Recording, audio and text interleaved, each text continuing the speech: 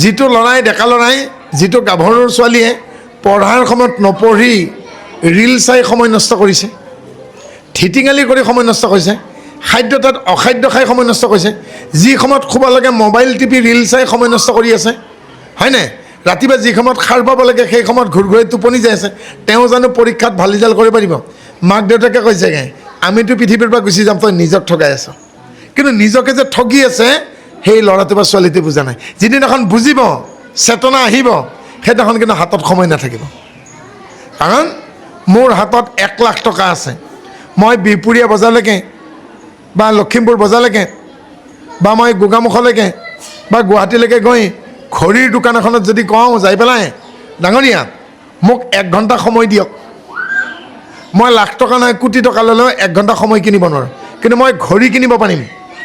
হয়তো হীৰাৰে আখৰকেইটা লিখা, হয়তো সোণৰে চেইনডাল থকা, মইতো 10 লাখ টকীয়া ঘড়ী কিনিব পাৰিম, কিন্তু সময় কিনিব নোৱাৰোঁ। কাৰণ সময় যাই আছে, সময় কিনিব নোৱাৰোঁ।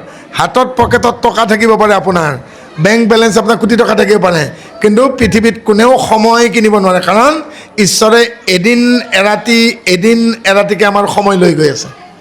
আজিৰ কেঁচুৱাটো কালিৰ এদিনৰ বুঢ়া হ'ব। সেইকাৰণে কৈছে সময়ক যে মূল্য নিদিয়ে তাক সময়ে এনেকৈ মৰিয়াব সি জীৱনত থিয় হ'ব নোৱাৰিব। গতিকে পিতৃ মাতৃক সন্মান দিয়া দি, শিক্ষাগুৰুক দীক্ষাতিক সন্মান দিয়া দি সময়কো সন্মান দিব, কাৰণ সময়ো এজন শিক্ষক। সেইকাৰণে শুক্ৰাচাৰ্যৰ সন্তান সন্দামৰ কয় হিৰণ্যকশিপুক ক'লে বৰুণৰ পাশে থৈও কতকাল, আপুনি বয়স হইলে বুদ্ধি হইব ভাল। বৰুণ মানে কি বাৰু? জিভাখন।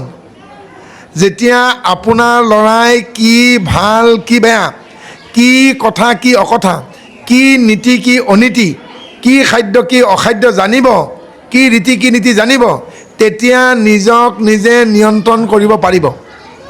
বৰুণৰ পাশে তাৰমানে জিভাখন নিয়ন্ত্ৰণ, হয়নে?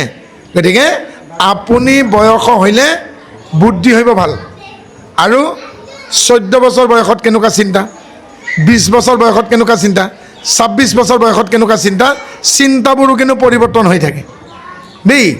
গতিকে যেতিয়া দুগ্ধপোষ্য সন্তান তাক কেঁচুৱা বুলি জ্ঞান কৰিব, যেতিয়া 12 বছৰ হোৱা নাই নাবালক, 12 বছৰ হ'ল সাৱধান হওক, ল'ৰাই হওক বা ছোৱালী হওক, চাবালক হ'ল। 12 বছৰৰ পৰা 19 বছৰলৈকে ল'ৰাই হওক বা ছোৱালী হওক আপুনি কিন্তু নিজৰ নিয়ন্ত্ৰণত ৰাখক। এই 19 বছৰলৈকে যদি লেকামডাল এৰি দিয়ে হাতচাৰা হ'ব। অৰ্থাৎ ক্লাছ 6ৰ পৰা 12 পাছ কৰালৈকে এইখিনি সময় জুই লগা সময়।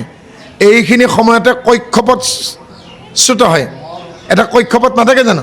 এই কক্ষপথৰ পৰা যদি এৰাই পৰে হাতচাৰা হ'ল, সি আৰু কোনোদিন শৰণ ভজনলৈকে নাহে, ভকতি মাৰ্গতো নাহে, মাক বাপেকৰ নাক কাণ কাটিব দেই।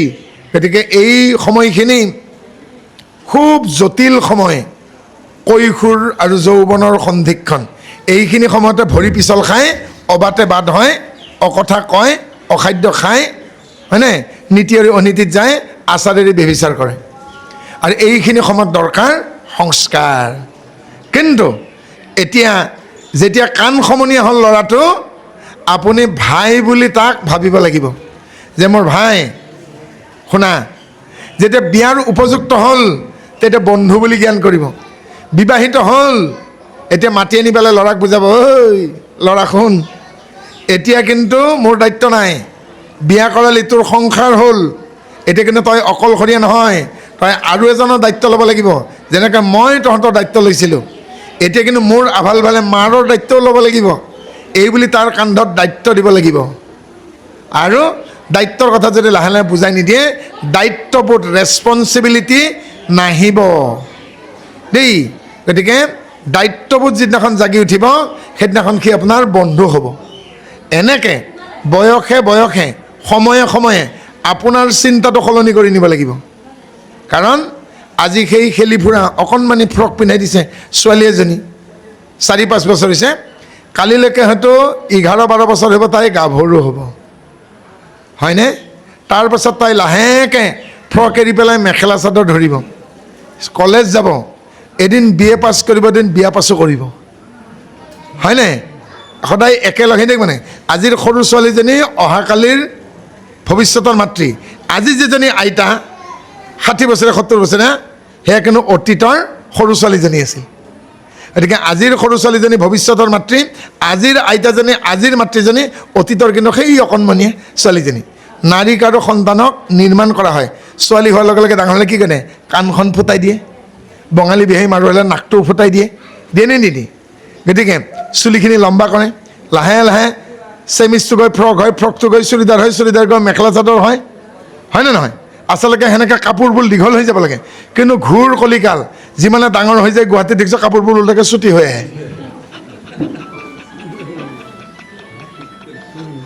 পালে বুজি গতিকে কাপোৰবোৰ আচলতে বয়স হোৱাৰ লগে লগে দীঘল হৈ যাব লাগে হয় নাই এতিয়া পথাৰত যে আমি হালোৱাকেইটাৰহে আচলতে হালোৱাই দুটি আঁঠু হয় নাই গতিকে কিন্তু বাকী গেৰুৱালেতো হ'ব লাগে গতিকে বয়স হোৱাৰ লগে লগে দীঘল হৈ যাব অভিজ্ঞতা বাঢ়ি যাবগৈ আৰু এই কথাখিনি যে বুজি পাব নিজৰ লাজ চৰম বুজি পাবগৈ মৰ্যাদা বুজি পাবগৈ আত্মবোধ বুজি পাবগৈ দায়িত্ববোধ বুজি পাব আৰু গম পাল তাৰ গতি লাগিল ককা দেউতাই ঘৰৰ পৰা 55 কিলোমিটাৰ দূৰত পাম ধৰিছে আৰু এদিন ককা দেউতাই কেঁকুৱা বাঁহখিনি ধানখিনি গৰু গাড়ীখনত তুলি দি বিৰাট বোলে ভাগৰ লাগিছে মৰণা মৰা ভাগৰ গৰুকেইটাক মানে গৰু মহ আছিল পেৰা মহকেইটাক কৈছেগৈ ঘৰলৈকে পোনবাট ল'বি বাঘ ওলালে গুজৰিবি জাঠি মই হাতত ল'ম জুই আছে তলত অকলে আছোঁ মই ওপৰত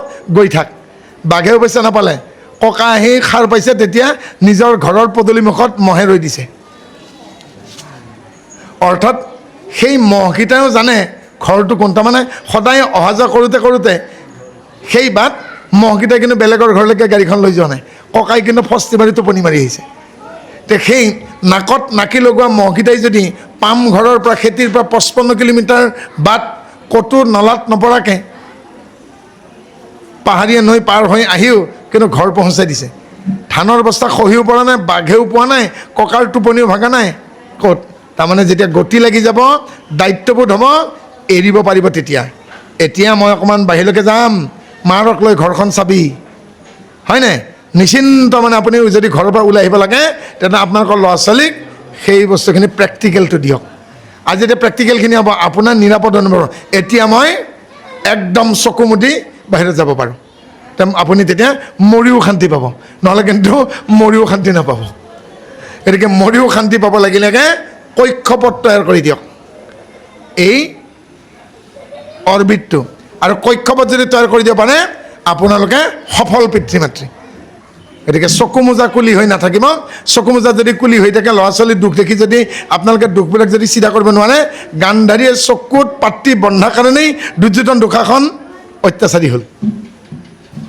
গতিকে সন্তানৰ যদি দুখ হৈছেগে অলপ সময় খৰচ কৰি চিধা কৰি দিওঁ স্বামী অন্ধ ঠিকে আছে কিন্তু তুমিতো দেখিছিলা গতিকে মমতাৰ অন্ধত পৰি পেলাই সন্তান কিন্তু দুৰাচাৰী হ'ব আপুনিও কষ্ট পাব কাষে পাজৰেও কষ্ট পাব চবেই কষ্ট পাব গতিকে ই সাংঘাতিক গতিকে আমি এটা সুন্দৰ পৰিৱেশ পাব লাগিলেগে পিতৃ মাতৃৰ ওপৰত বহুত দায়িত্ব আছে সেইকাৰণে বহুতে ভয়তে সংসাৰখনে নকৰে দেই গতিকে সংসাৰখনত ল'ৰা ছোৱালী মৰম চেনেহ আদৰ সহ্য ধৈৰ্য গোটেইখিনি দিব লাগিব সহ্য ধৈৰ্য যদি নাথাকে লাও জিকা লেচেৰা পটল পুৰৈ শাক ভাতকেৰেলা বগাই নে নবগায় যদি জেং নিদিয়ে হেদালি নিদিয়ে বগাব জানো গতিকে জেং আৰু হেদালি নহ'লে যেনেকৈ লটি বগাব নোৱাৰে সেনেকৈ আপুনি নিজে হেদালি হৈ দিব লাগিব আৰু তেতিয়া ইহঁতে বগাব চান্স পাব ফলে ফলে জাতিষ্কাৰ হ'ব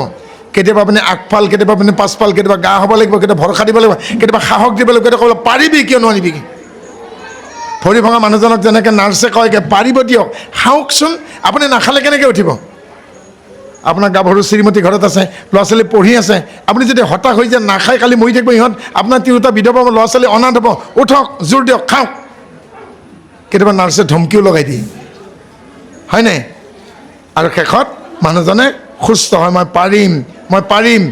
পাৰিছোঁ লাঠিডাল এৰি দিয়কচোন দুখ যাওক পৰিলে আমি ধৰিম এদিন লাঠি নোহোৱাকৈ আকৌ খোজকাঢ়িব এদিন ভৰি ভঙা মানুহজনে আকৌ গছতো উঠিব দৌৰিব দৰকাৰ হ'লে গতিকে কেতিয়াবা ঠিক সেনেকৈ ভৰি ভঙা মানুহজনক, হাত ভঙা মানুহজনক নাৰ্ছে যেনেকৈ সাহস দিয়ে, আপুনি ল'ৰা ছোৱালীক সেনেকৈ সাহস দিব লাগিব। ফেইলহে কৰিছ, হয়তো ভালকৈ পঢ়া নাছিলি, জীৱনত আৰু বহুত পৰীক্ষা আছে, সেইবিলাকত যাতে এনেকৈ নহয়, অকণমান চেষ্টা কৰচোন। আৰু এনেকৈ যেতিয়া উৎসাহ দিবগৈ, মই ভাবোঁ আপোনালোকৰ সংসাৰৰ পৰাই এজন এজন মহাপুৰুষৰ জন্ম হ'ব। আৰু আমাৰ অসমখনক শংকৰ মাধৱে আগুৱাই থোৱাৰ দৰে আৰু আগুৱাই লৈ যাব। বৈৰীভাৱে চিন্তি বাহা মোক অল্পকালে পাইবা এহিলোক। আৰু সেই তথ্য অনুসৰি প্ৰথম জন্মত তেওঁলোকে দ্বিতীয় সন্তান হিচাপে হিৰণ্যক্ষ কশিপু আৰু হিৰণ্যক্ষ ৰূপে জন্ম পালে। আৰু হিৰণ্যক্ষ বৰাহৰ হাতত মৃত্যু হ'ল, হিৰণ্যক্ষ কশিপু নৃসিংহৰ হাতত মৃত্যু হ'ল। দ্বিতীয় জন্মত কি হ'ল?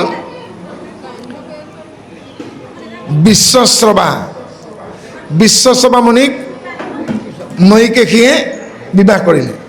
আৰু নৈকেশীৰ সন্তান হিচাপে ৰাৱণ, কুম্ভকৰ্ণ উপজিল। আৰু অন্য মাতৃৰ পৰা কোন উপজিল? কুবেৰ আৰু বিভীষণ। সেইকাৰণে কুবেৰ আৰু বিভীষণৰ চৰিত্ৰ বেলেগ হ'ল, ৰাৱণ আৰু কুম্ভকৰ্ণৰ চৰিত্ৰ বেলেগ হ'ল। নৈকেশী ৰাক্ষসী কন্যা, ৰাক্ষসী সংস্কাৰ পোৱা হেতুকে ৰাৱণ আৰু কুম্ভকৰ্ণৰ ৰাক্ষস হ'ল। আৰু দৈৱী কন্যা হোৱা হেতুকে কুবেৰ আৰু কনিষ্ঠ ভাতৃ বিভীষণৰ স্বভাৱ বেলেগ হ'ল। কুবেৰক পিতৃয়ে দুবিধ সম্পত্তি দিলে, পুষ্পক ৰথ আৰু অষ্টনিধি। ইয়াৰ এবিধ কাঢ়ি ল'লে কোনে? ৰাৱণে, পুষ্পক ৰথখন কুবেৰৰ পৰা। কিন্তু অষ্টনিধি কাঢ়ি ল'ব নোৱাৰিলে। আৰু অষ্টনিধিক লৈ যক্ষৰ অধিপতি হ'ল কুবেৰ। আৰু ৰামক চিনি পায় ৰাৱণ, ৰাৱণৰ কনিষ্ঠ ভাতৃ বিভীষণ ভক্ত হ'ল। ৰাক্ষস হোৱা স্বত্তেও তেওঁ ৰামৰ শৰণাপন্ন হ'ল। আৰু ৰাৱণৰ মৃত্যুৰ পাছত লংকাৰ অধিপতি বিভীষণ হ'ল। কিন্তু এই বিশ্বশ্ৰৱা মুনি আছিল, তেওঁ বশিষ্ঠ, অত্ৰি, অংগিৰা, পুলস্ত, ক্ৰতু, অগস্ত্যতকৈ কম নাছিল। কিন্তু ৰাক্ষস পত্নী হোৱাৰ কাৰণে সন্তানবোৰ ৰাক্ষস হ'ল। তাতে অসময়ত বিচাৰিলে। গতিকে আগতেই কৈছোঁ, পাত্ৰ আৰু পাত্ৰী, এই পাত্ৰ আৰু পাত্ৰীৰ কাৰণে এই গতি হ'ল। আৰু ৰাৱণ কুম্ভকৰ্ণৰ ৰাম লক্ষ্মণ হাতত মৃত্যু হোৱাৰ পাছত এইবাৰ শিশুপাল আৰু দন্তবক্ৰ ৰূপে জন্ম পালে। শিশুপাল হ'ল দৈৱকী মাতৃৰ ভনী ল'ৰা। 100টা অপৰাধ ক্ষমা কৰিম বুলি কৃষ্ণ বাক্য দিছিল। 100তকৈ অধিক অত্যাচাৰ হোৱাত কৃষ্ণৰ হাতত এটি বৰ্ষৰ শাওণ মাহৰ পূৰ্ণিমা তিথি সন্ধ্যা বেলিকা শিশুপালক কৃষ্ণই সুদৰ্শন চক্ৰৰে বধ কৰে। দন্তবক্ৰকো বলৰামৰ সৈতে কৃষ্ণই বধ কৰে। আৰু এনেদৰে হিৰণ্যক্ষ কশিপু, ৰাৱণ, কুম্ভকৰ্ণ, শিশুপাল, দন্তবক্ৰ, এই 3 জন্ম ধৰি এওঁলোকে পুনৰ জয় বিজয়ৰ ৰূপ পাই আকৌ বৈকুণ্ঠ ধামলৈ গতি কৰে। অৰ্থাৎ যেতিয়ালৈকে আমাৰ প্ৰাৰব্ধ, আৰব্ধ, অনাৰব্ধ এই 3 প্ৰকাৰৰ সংস্কাৰ শেষ নহয়, তেতিয়ালৈকে আমি এই পৃথিৱীত আহি থাকিব লাগিব। যেতিয়ালৈকে আমি দণ্ডবত, অৰ্থাৎ দণ্ড মানে লাঠি, অৱনত লাঠিডালত পোন নহওঁ, নিভাজ নহওঁ, ভাজ থাকে, তেতিয়ালৈকে ঈশ্বৰে আমাক মিলাই নলয়। মনত ৰাখিব, সোণাৰীয়ে সোণৰ গহনা ভাঙি গ'লে যোৰা দিবলৈ কিন্তু সোণ নিদিয়ে, গলাওঁতে বঢ়াবলৈকে সোণ দিয়ে, কিন্তু ভাঙি যোৱা খাৰু এপাত যোৰা দিবলৈকে কেডমিয়াম দিয়ে। অৰ্থাৎ ভাঙি যোৱা খাৰু, কেৰু, বাউটি, লোকাপাৰু, চিটিপাতি, কিংকিনি, এইবিলাক বিভিন্ন সোণৰ অলংকাৰৰ নাম। এই অলংকাৰবিলাকৰ গাঁঠিবোৰ ছিঙি গ'লে সোণাৰীয়ে কেডমিয়াম নামৰ ধাতুৰে এই অলংকাৰবোৰ যেনেকৈ যোৰা দিয়ে, সেনেকৈ ঈশ্বৰক পোৱা জখলাপাত হ'ল, যোৰা দিয়ে জখলাপাত হ'ল সৎসংগ। ভাৱনা হ'ল ভকতি, ভকতি ভাৱনা অন্তৰত আৰু সৎসংগ লাভৰ বাসনা হৃদয়ত লাগিব। আৰু তেতিয়া ঈশ্বৰক আপুনি নিজৰ হৃদয়তেই পাব। আৰু সেনেকৈ ক'লে যে এই 3 জন্মত তেওঁলোকৰ প্ৰাৰব্ধ আৰব্ধ অন্তপৰাত আকৌ ভগৱন্তে তেওঁলোকক আদৰি ল'লে। কেতিয়াবা সকামী ভক্তিৰে, কেতিয়াবা নিষ্কামী ভক্তিৰে, কেতিয়াবা বিপৰীত ভক্তিৰে ভক্তসকলে ভগৱন্তক পায়।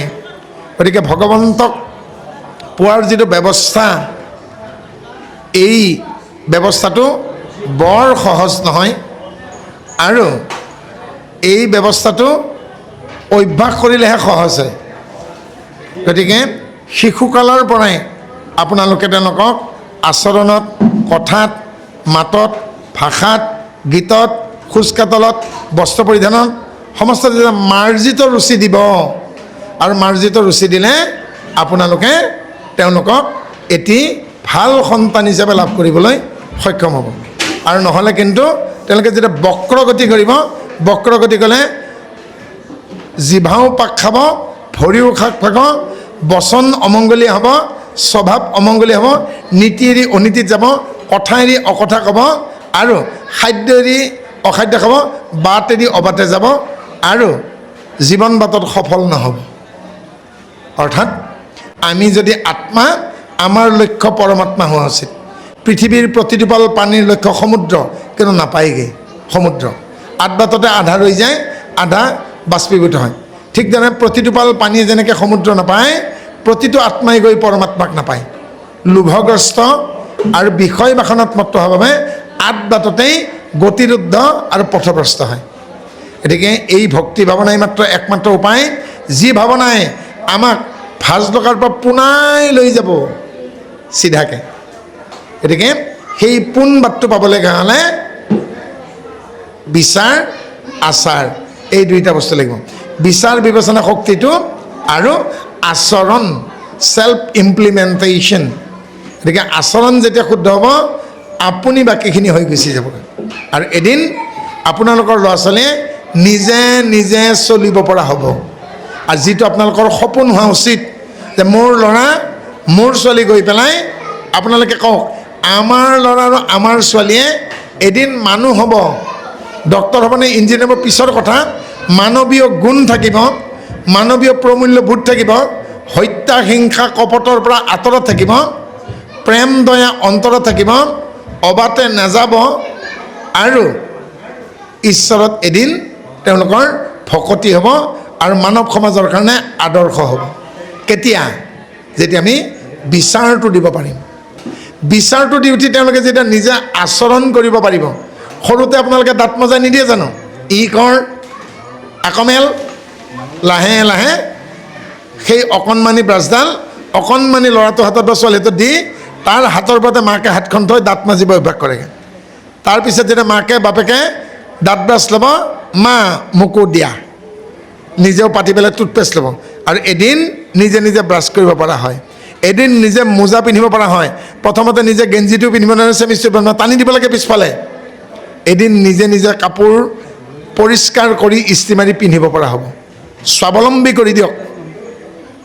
আৰু যেতিয়া স্বাৱলম্বী কৰি দিব, এদিন পুৰোহিত নোহোৱাকৈ, পণ্ডিত নোহোৱাকৈ, মাধ্যম নোহোৱাকৈ নিজেই ভগৱন্তৰ লগত যোগাযোগ কৰিব পাৰিব।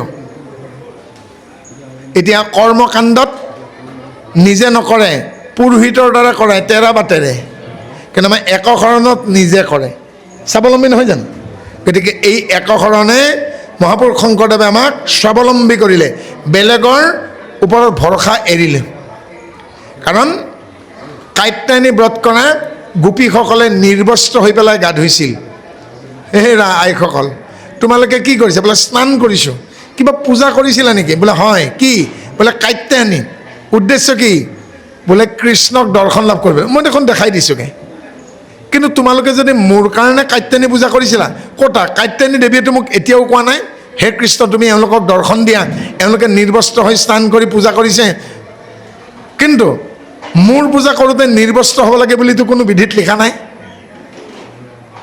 আৰু কাত্যায়নীক যদি পূজা কৰিছে, কাত্যায়নীতো মোক কোৱা নাই মোৰ পূজা কৰিছে বুলি। একেখন গকুলতে দেখোন আমি থাকোঁ, একে মথুৰাত সিফালে, বৃন্দাবন ইফালে, যমুনাৰ পাৰত একেলগে বাস কৰোঁ, সদায় মোক দেখা পোৱা ৰাতিপুৱা গৰু গৰখীয়া লৈ যাওঁতে, দুপৰীয়া নদীৰ ঘাটত পানী আনিবলৈকে যাওঁতে, ঘূৰি আহোঁতে যেতিয়া মই বেকা বাঢ়িব যাওঁ মোকতো দিনটোত 3 বাৰ লগ পোৱা, তাৰপিছত আকৌ তোমালোকে কাইটেলি কিয় ভজিব গৈছা? মোকেই যদি বিচাৰিছে মোক নভজা কিয়? আৰু আজিৰ পৰা কস্মিন কালেও নিৰ্বস্ত্ৰ নহ'বা, কথা কৈছেগে মৰাশতকো ঢাকি নিয়া হয়। গতিকে য'ত নেকি মৃতদেহটো নাঙঠ কৰি নিনিয়ে, চিতাত উঠাই দিয়াৰ আগত ঢাকি নিয়ে, আজিৰ পৰা নিৰ্বস্ত্ৰ হৈ কোনো কাম নকৰিবা, মই কিন্তু কৃপা নকৰিম। আচলতে এটা শিক্ষা দিলে। গতিকে বেলেগৰ দ্বাৰা ভায়া হৈ নহয়, আপোনাৰ সন্তানক যেনেকৈ আপোনালোকে বেংকৰ ইঞ্চুৰেঞ্চৰ পইচাখিনি নমিনি কৰিছে, ঠিক তেনেদৰে আপুনি আপোনাৰ সন্তানক যিখিনি নাম ধন পালে সেইখিনি নমিনি কৰি দিয়ক। আন ধন নলগায় নাম ধন বিনা। আৰু যিদিনাখন নাম ধনক তেওঁ মহাত্মা গান্ধীৰ ফটো য'ত নাই, সেই ধনহে যেতিয়া তেওঁ পৰমাৰ্থিক পৰকালৰ বৃত্ত বুলি জানিব, আপোনাৰ ল'ৰাৰ আৰু অকণমানো ভয় নাই, আপোনাৰ ছোৱালীৰ ভয় নাই। গতিকে যি বৃত্ত পালে ভয় গুচে, অভয়লৈকে আহে, সেই ধন দিয়ক। বেছিকৈ ধন থাকিলেও কিন্তু ৰাতি চোৰ ডকাইত আহে, আজিকালি হেক কৰিও নিয়ে। কিন্তু শৰণ ভজন লওঁতে ঈশ্বৰৰ যিখিনি ধন, নাম ধন, সেইখিনি কোনেও হেক কৰিব নোৱাৰে। পাৰিব নেকি? হয়নে? চোৰে যদি কয় আপোনাক শৰণৰ ভজনত যিখিনি দিছিল সেইখিনি দিয়ক, হাতৰ নিব, কাণৰ নিব, পেৰাৰ নিব, কিন্তু যিখিনি নাম ধন পালে সেইখিনি আপোনাৰ বুকু ফালেও নিব নোৱাৰে চোৰে। গতিকে যি ধন চোৰে নিব নোৱাৰে, যি ধন ডকাইতে নিব নোৱাৰে, সেই ধন দিয়ক ল'ৰা ছোৱালীক। আৰু সেই ধনেৰে যিদিনাখন ধনী হ'ব তেওঁ আৰু কেতিয়াও দুখী নহয়, দুখীয়া নহয়গৈ। গতিকে সদায় ধনী হৈ থাকিব, হয়নে? আঁতুৰ ভৈলৈ বিষয় কাৰণে কৰি ধৰ্মকচনৰ কাৰণে, হয়নে? আন ধন নলগায় নাম ধন বিনা, মোকে কিনে কিনে বনমালি, নহয় জানো? গতিকে সেই ধন দিয়ক। যি ধন পায় আপোনালোকৰ সন্তান ধনী হ'ব, কিন্তু অহংকাৰ নাহিব। বিশ্বস্বৰৰ লগত কি সম্পৰ্ক হ'ল নৈকেশীৰ, যে অসময়ত নৈকেশীৰ লগত বিশ্বস্বৰ সম্পৰ্ক হৈ থাকে। ৰাৱণ কুম্ভকৰ্ণৰ জন্ম হোৱাৰ দৰে কশ্যপ ঋষিৰ অনেকগৰাকী পত্নী, দিতি, অদিতি, দনু, শৰ্মা, কদ্ৰু, বিনতা, এইসকলক একেলগে লগ কৰি স্বামী কশ্যপে কৈছে, ৰাতিপুৱা ব্ৰহ্মাক, দুপৰীয়া বিষ্ণুক, গধূলি বা সন্ধিয়া মই ত্ৰিসন্ধ্যা গায়ত্ৰী কৰোঁ। ৰাতিপুৱা গায়ত্ৰীত ব্ৰহ্মাক, দুপৰীয়া বিষ্ণুক আৰু সন্ধিয়া শিৱক তেওঁ প্ৰাৰ্থনা কৰে। হে মোৰ ধৰ্মপত্নীসকল, তোমালোকে এই সময়খিনিত মোক ঈশ্বৰক প্ৰাৰ্থনা কৰাত সহায় কৰিবা। এই সময়খিনি দৈবিক সময়, অৰ্থাৎ ৰাতিপুৱা সূৰ্য উদয়ৰ প্ৰাক মুহূৰ্তত, দুপৰীয়া যেতিয়া বেলিটো মোৰ মূৰৰ ওপৰত থাকিব, বেলি যেতিয়া পাতত বহিব কাল সন্ধিয়া লগাৰ লগে লগে, এই 3টা সময় দৈবিক সময়, ঈশ্বৰক প্ৰাৰ্থনা কৰিব লাগে। আৰু এই সময়খিনিত বৈষয়িক চিন্তাত মোৰ কাষলৈকে নাহিবা।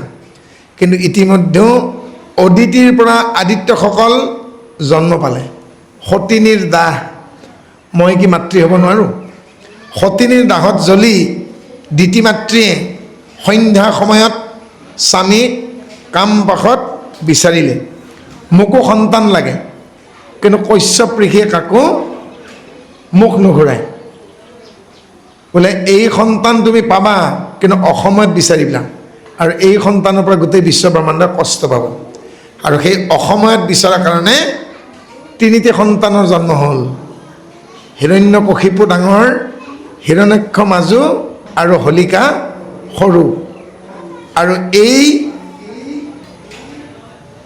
3গৰাকী সন্তানৰ কাৰণে পৃথিৱীয়ে কষ্ট পাইছে।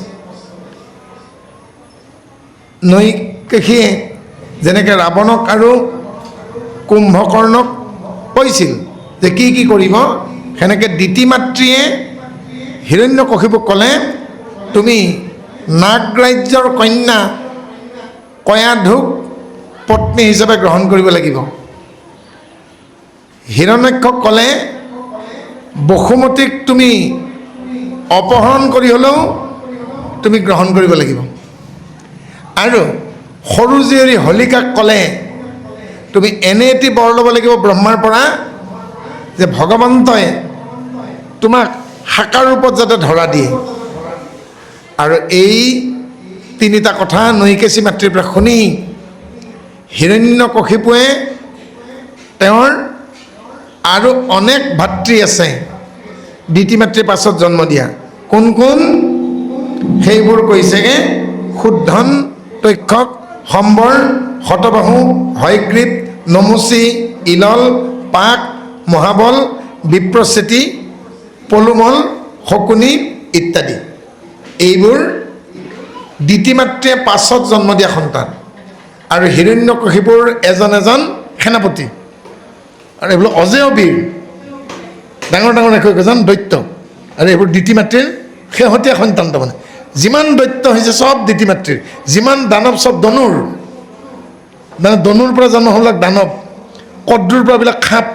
আৰু কদ্ৰু মাতৃয়ে কেইডালমান এনে ভয়ংকৰ সৰ্পৰ জন্ম দিছে, যেনে কৰ্কটক, তক্ষক, বাসুকী, অনন্ত। এই চাৰিডাল সৰ্পৰ নিচিনা বিশ্ববিখ্যাত সৰ্প আৰু ক'তো নাই। বাসুকীয়ে সমুদ্ৰ মন্থনত সহায় কৰিলে, তক্ষকে পৰীক্ষিতক দংশন কৰিছিল, কৰ্কটক নাকে দংশন কৰিলে, শনি আৰু কলিয়ে এৰা দিয়ে, অনন্তনাগৰ শয্যাত ভগৱন্তই শয়ন কৰে। এই চাৰিডাল নাক আৰু সৰ্প কদ্ৰুৰ তাৰমানে বিশেষ মানে সন্তান এইকেইটা। তাৰ বাদে আৰু শংখচৰকে আদি কৰি বিভিন্ন সন্তান আছে, যি নহওক। আৰু এই হিৰণ্যক্ষই বসুমতীক অপহৰণ কৰে, অপহৰণ কৰি সমুদ্ৰৰ তলিত লুকুৱাই থৈ দিয়ে। এইবাৰ ভগৱন্তই ব্ৰহ্মাৰ নাকেৰে হাঁচিয়াওঁতে ওলাই গ'ল এটি বৰাহ পোৱালি। ক্ৰমে সি ডাঙৰ হ'ল, ডাঙৰ হৈ ব্ৰহ্মাক সুধিছে, আপোনাৰ কি অসুবিধা? বোলে পৃথিৱীখনেই নোহোৱা হৈ থাকিল, মই সৃষ্টি ক'ত কৰিম। কি হ'ল? বোলে বসুমতী বৰ্তমান ৰজস্বলা অৱস্থাত আছে, আৰু ৰজস্বলা অৱস্থাতেই দৈত্যৰাজ হিৰণ্যক্ষই অপহৰণ কৰি সমুদ্ৰৰ তলিত লুকাই থৈ দিছে। আৰু লুকাই থৈ হিৰণ্যক্ষই হিমালয়ৰ লগত যুদ্ধ কৰিব গৈছে।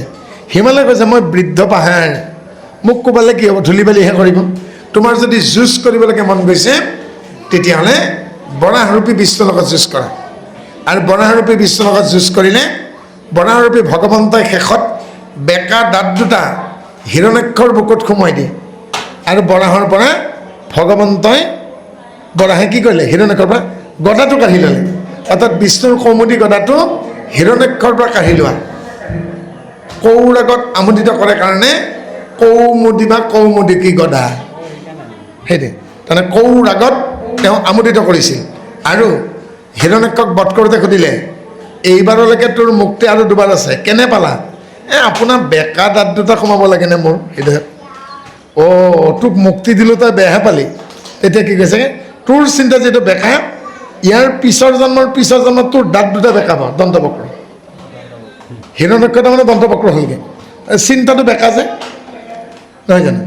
গতিকে তাৰ পিছৰ জন্মত তেওঁ জন্ম পায় আচলতে কুম্ভকৰ্ণ। ইয়াৰ পিছৰ জন্মতো তোৰ চিন্তা বেকা হ'ব, সৰস্বতী জিভাত বহিব, তাৰ পিছৰ জন্মটো বেকা হ'ব। যেতিয়া ৰাৱণ আৰু কুম্ভকৰ্ণে তপস্যা কৰিলে, তেতিয়া কুম্ভকৰ্ণে ভাবিলে মোক ইন্দ্ৰাসন লাগে, কিন্তু সৰস্বতী দেৱী কুম্ভকৰ্ণৰ জিভাত বহি দিলে, বক্ৰ হৈ গ'ল। কি হ'বলগৈ? নিদ্ৰাসন। ক'ব লাগিছিল ইন্দ্ৰাসন, কিন্তু জিভাত বহি দিলে বাক্য বক্ৰ হৈ গ'ল, মানে বেকা হৈ গ'ল। ইন্দ্ৰাসনৰ ঠাইত কি হ'লগৈ? নিদ্ৰাসন। সেইকাৰণে 6 মাহ শুই থাকোঁতে গ'ল। আৰু তাৰ পিছৰ জন্মত কি হ'লগৈ? দাঁত দুটা বেকা হ'ল, দন্তবক্ৰ। সেইকাৰণে কামনা কৰিলেও চিধা হ'ব লাগে, বেকা কামনা কৰিলে বেকাই হ'ব। আৰু ভাতৃ হিৰণ্যক্ষৰ বধ শুনি হিৰণ্যকশিপু খঙাল হৈছে। ইফালে কি কৰিলেগৈ? দুটা দাঁতৰ আগত বৰাহৰূপী ভগৱন্তই বসুমতীক উদ্ধাৰ কৰিলে। আৰু উদ্ধাৰ কৰি বসুমতীক স্থাপন কৰিলে, কৰি সমুদ্ৰৰ জলত ভিজি যোৱা নোমখিনি যি ঠাইত জোকাৰি দিলে, সেই ঠাইখিনিৰ নাম হ'ল বৰ্হিস্মতী। তাৰ লগতে কি আছিল? আৰ্যাবৰ্ত, তৃণাবৰ্ত, ব্ৰহ্মাবৰ্ত, কুশাবৰ্ত। আৰু এই আটাইতকৈ শেষৰ ঠাইখন হ'ল বাৰ্হিস্মতী। বৰাহৰূপী ভগৱন্তৰ গাৰ নোমবোৰ, ভিজা নোমবোৰ, যিবোৰ হিৰণ্যক্ষৰ গদাৰ কোবত ছিঙি গৈছিল, সেইবোৰ য'ত সৰি গ'ল, সেইখনৰ নাম হ'ল বৰ্হিস্মতী। আৰু বৰাহৰূপী ভগৱন্ত আৰু বসুমতীৰ কিন্তু বৰাহৰ খং উঠি আছিল। যি নহওক বসুমতীৰ লগত সম্পৰ্ক হ'ল আৰু সেই সন্তানটোৰ নাম হ'ল নৰক। অৰ্থাৎ খং থাকি যোৱাৰ কাৰণে নৰকৰ খং থাকি গ'ল, নিজ পুত্ৰকেই হত্যা কৰিবলগীয়া আছে।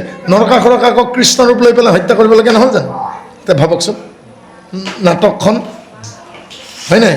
এই হনুমানৰ নেগুৰৰ জুই মুখেৰে নুমোৱাৰ দৰে নিজ পুত্ৰকেই তেওঁ বধ কৰিবলগীয়া হ'ল। আৰু ইফালে হিৰণ্যকশিপুৰ খং উঠিছে, খং উঠি তেওঁ যিবোৰ ভাতৃ সেইবিলাকক মাতিছে, হে কুণ্ঠন, হে তক্ষক, হে সম্বৰ, হে ইলল, হে নমচি, হে পাক, হে মহাবল, হে বিপ্ৰচেতি, হে পুলমল, হে শকুনি, এনেকৈ 10জন সেনাপতিক মাতিছে ওলাই আহা। বোলে আমাক আজ্ঞা কি? বোলে বিষ্ণুক ব্ৰাহ্মণসকলে যজন কৰে। বোলে কি কৰে? বৰ্তমান যুগত তেওঁলোকে যজ্ঞ কৰে। বোলে যজ্ঞত কি লাগে? আহুতি লাগে। বোলে আহুতিৰ মূল বস্তু কি? বোলে ঘি। বোলে ঘি ক'ৰ পৰা হয়? ৰাক্ষসেতো ঘি নাখায়। ঘি কৈছেগৈ গৰুৱে গাখীৰ দিয়ে, গাখীৰ দৈ হয়, দৈৰ পৰা ঘি হয়, আৰু সেই ঘি যজ্ঞত দিয়ে। বোলে কি কৰিম? বোলে গৰুৱে নাথাকিব, যেতিয়া গাই নাথাকিব ঘি ক'ৰ পৰা হ'ব? য'তেই গাই গৰু দেখিবা তাতে হত্যা কৰিবা, য'তেই গাই গৰু দেখিবা তাতে হত্যা কৰিবা, য'তেই বেদপাত কৰিব তাতেই তোমালোকে পিতন ধৰিবা, য'তেই তেওঁলোকৰ মানে নাম ল'ব বিষ্ণুৰ তাতেই পিতন দিবা। গতিকে কৈছেগৈ যে কপতি হৰিক বধিলে অধিক লভিব পৰম সুখ, সেহি তেজ মোৰ ভাতৃক অৰ্পিব তেৱেহে গুচিব মোক। বোলে মই মোৰ মাতৃ দিতিক সুধিছোঁ, হে মাতৃ, আপোনাৰ যে মধ্যম পুত্ৰৰ দ্বিতীয় পুত্ৰৰ মৃত্যু ঘটিল, সি কেনেকৈ শান্তি পাব তাৰ আত্মাই? সি কৈছেগৈ যিজনে হত্যা কৰিলে মোৰ পুত্ৰক, তেওঁৰ তেজ যদি অৰ্পণ কৰা প্ৰেতাত্মা নামত, ছয়তানৰ নামত, তেতিয়াহ'লে তেওঁৰ আত্মাই শান্তি পাব। তাৰ প্ৰেতকাজ কৰিব লাগিব, তেজ অৰ্পণ কৰিব লাগিব। তাৰমানে আমাৰ মতে নহয়, তাৰমানে এইটো দৈত্য নিয়ম আৰু প্ৰেতকাজ। আৰু তেতিয়া ক'লে যে যিমান ব্ৰাহ্মণ আছে, যিমান বৈষ্ণৱ আছে, চব পিত, যিমান গাই আছে হত্যা কৰ, গো ব্ৰাহ্মণৰ কৰা প্ৰলয়, আৰু তেওঁলোকক থাকিবলৈ শান্তি নিদিবা। আৰু এইবিলাক কি কথাকে? ক্ষুদ্ৰ শত্ৰু মোৰ ইন্দ্ৰ আদি দেৱ হৰি হৈ পক্ষপৰ। মোৰ সৰু সৰু শত্ৰু ইন্দ্ৰ, অগ্নি, মিত্ৰ, বৰুণ, আৰু ইহঁতক সহায় কৰিছে এই বিষ্ণুই। ইও গৈ পেলাই শেষত সিহঁতৰ পক্ষ ল'লে। গতিকে ইহঁতে তাৰ পক্ষ লোৱাৰ কাৰণে ইহঁতৰ শক্তি বৃদ্ধি পালে। গতিকে উপায় এটাই, বোলে কি? যে দেৱক দায়ে পশুগোট হৈ বধিলে ভাতৃ সম্পত্তি। ইমানে যদি ডাঙৰ দেৱতা, সেইটো গাহৰিৰ ৰূপ লয়নে? সি বনৰ অৰণ্যৰ পশুৰ ৰূপ লয়নে? গতিকে সৰু ল'ৰা ছোৱালীয়ে পিতৃ মাতৃক যি অনুৰোধ কৰে তাকে নকৰে জানো? দেউতা তুমি ঘোঁৰা হোৱা, এই বুলি আঁঠুকাৰি দিয়ে বাপেকে, ল'ৰাটো বা ছোৱালীটোৱে বাপেকক পিঠিটোতে বাপেকক ঘোঁৰা নবনায়। তেনেকৈ সৰু ল'ৰা ছোৱালী যেনেকৈ বিচাৰে মাক দেউতাকে তেনেকুৱা কৰিবলৈ বাধ্য হয়। যেন ছোৱা ল'ৰা নহয়, বোধহয় ইন্দ্ৰ আদি দেৱতাগণে ক'লে বোলে তুমি গাহৰি হৈ যোৱা, সেইকাৰণে গাহৰি হৈ গ'ল, হয়নে? এইবিলাক সেই ল'ৰা ধেমালি কথা, সেইবিলাকত মই নাই। সি যি ৰূপে নধৰক মই তেওঁক বধ কৰিমেই। চোৱাল যেখেন বস্তুখানি পাৰিলে গুচয় তেখেনে ৰুখ, সেই মতে ভজে তাকে ভজে সিটো নচাই একো গুণ দুখ। যেনেকৈ ল'ৰা ছোৱালীক সন্তুষ্ট কৰিব লাগে, পিতৃ মাতৃ যিকোনো কাম কৰিবলগীয়া হয়, সেনেকৈ ল'ৰা ছোৱালীক দুগুণ ভজে। যি বিচাৰে তাকে দিয়ে, যি বিচাৰে তাকে দিলে ল'ৰা ছোৱালী নষ্ট নহয় জানো? তাকে সেনেকৈ কৈছে, যিটো জনে বোলে ভজিলে ইহঁক তাকে সিটো ভজয়, হৃদয়ে তাহাৰ বিচাৰ নকৰি এতেকে লাগে বুধিব। মূৰ খোলে তাৰ গলক পিন্ধিব, বিস্তৰ তেজ বহিব। যেতিয়া মূৰ খোলে, অৰ্থাৎ তেওঁ হাতত ত্ৰিশূল এডাল লৈ থাকে, এই ত্ৰিশূলডালে যেতিয়া বিষ্ণুৰ বক্ষ ভেদ কৰিব, বিষ্ণুৰ তেজ যেতিয়া মোৰ ত্ৰিশূলডালত লাগিব, আৰু যেতিয়া মই তৰ্পণ কৰিম ভাতৃৰ নামত, তেতিয়া ভাতৃৰ আত্মা প্ৰেতাত্মাত পৰিণত হ'ব আৰু মই শান্তি পাম। তাৰমানে ভাতৃক প্ৰেতাত্মাত পৰিণত হ'লেহে এটা শান্তি হ'ব। আত্মাক সদগতি দিব খোজা নাই তাৰমানে দেই। তাৰমানে প্ৰতিশোধ প্ৰণায়ন যে খংটো জীয়াই নাৰাখে জানো? কপতি হৰিক বধিলে অধিক লভিব পৰম সুখ, সমস্ত দেৱৰ মূল দিহঁতৰ বিষ্ণুকে জানিবা নিশ্চয়। এবাৰ কৈছেগৈ গছ এডাল বগৰাব লাগিলে ঘাই শিপাডাল যেতিয়ালৈকে নাকাটে গছডাল উঘালি নপৰে। অৰ্থাৎ কাষত থকা চুলি শিপা কাটি লাভ নাই, ঘাই শিপাডাল কাটিব লাগে। এই দেৱতাৰ ঘাই শিপাডালে হ'ল বিষ্ণু। গতিকে ইন্দ্ৰ, অগ্নি, মিত্ৰ, বৰুণ, বায়ু দেৱতা, বাস্তুদেৱতা বাদ দিয়া, চুম, আপ, অনিল, অনল, ধৰ, প্ৰভাস, প্ৰত্যক্ষ, এই বাস্তুদেৱতা, ইন্দ্ৰ, অগ্নি, মিত্ৰ, বৰুণ এইবিলাকে মোক একো কৰিব নোৱাৰে। ইহঁতৰ মূল শিপাডাল হ'ল বিষ্ণু। ঘাই শিপাডাল কাটি দিয়ে গোটেই সোপা মৰিব, হয়নে? যেতিয়া গায়েই নাথাকিব পৃথিৱীত, গাখীৰেই নিদিব, ঘি ক'ৰ পৰা হ'ব? ঘি নিজে যেতিয়া নিব যজ্ঞ নহয়, যজ্ঞ যেতিয়া নহ'ব, আহুতি নাপালে দেৱতা হ'ব, এনেই খাব নাপায় মৰিব, হয়নে? গতিকে তাৰ বুদ্ধিটো চাওকচোন, ছয়তানী বুদ্ধি।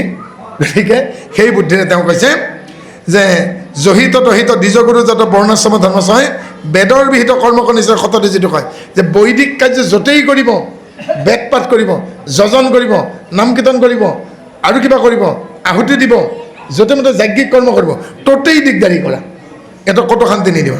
সেহি তানে শুনা সৰ্বজনে দৈত্যকণা বাক্য মূৰক অগ্নি জুন্দা দিয়া পুৰা শীঘ্ৰ গয়া কৰিলে কদণ্ড ঘূৰ। এতিয়া সেনেকে দিগদাৰী কৰা নাই জানো, হয়নে? গতিকে এই ঈশ্বৰৰ সেৱা বন্ধ কৰি দিলে। ব্ৰাহ্মণ গুৰুৰ নামে নথৈ বাহা সকলো উচ্চ নকৰা আঁতপৰে আনো উপায় নেদেখোঁ বিষ্ণুৰ বধাৰৰ পৰা। গতিকে প্ৰথমতে তাক নিশকতীয়া কৰি লোৱা হওক। নিশকতা যেতিয়া কৰি ল'ব, তাক হত্যা কৰিব লাগে, ভাল হ'ব, কাৰণ তাৰ মানে সহায়কাৰী কোনো নহ'ব।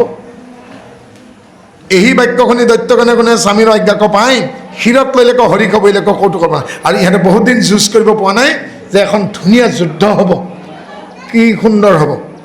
সন্ত সমস্তক অনেক দুখক দিলেক দুৰ্জনগণে নানা দেশে গঞা অলক্ষিত হৈয়া পখিলকতে ঠিকনে। আৰু এই নমচি, শল্মিক, ইলবল, বীৰবল এই ডাঙৰ ডাঙৰ দৈত্যবিলাকৰ ভয়ত দেৱতাসকলতো বাদেই সাধুসকল, সন্তসকল, বৈষ্ণৱসকল লুকাই লুকাই থাকিলগৈ ছদ্মবেশ ধাৰণ কৰি।